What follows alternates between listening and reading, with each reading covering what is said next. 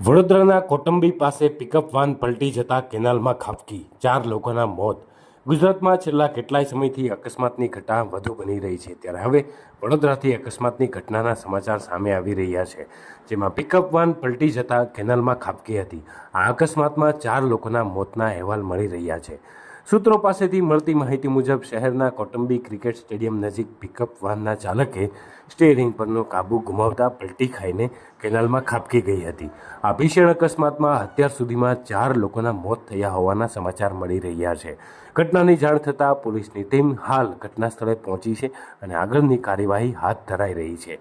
અકસ્માત એટલો ગંભીર હતો કે પિકઅપ વાનનો કચરઘાણ નીકળી ગયો હતો। અકસ્માતમાં મૃત્યુઆંક હજુ પણ વધી શકે છે। સૂત્રોના જણાવ્યા અનુસાર પિકઅપ વાનમાં 12 લોકો સવાર હતા, જેમાં 7 લોકો ઇજાગ્રસ્ત થતાં તેમને તાત્કાલિક સારવાર અર્થે હોસ્પિટલમાં ખસેડવામાં આવ્યા છે। હાલ સ્થાનિક લોકો અને ફાયર વિભાગની ટીમ દ્વારા બચાવ કામગીરી હાથ ધરવામાં આવી રહી છે। અકસ્માતમાં મૃત્યુઆંક વધે તેવી સંભાવના નકારી શકાય તેમ નથી।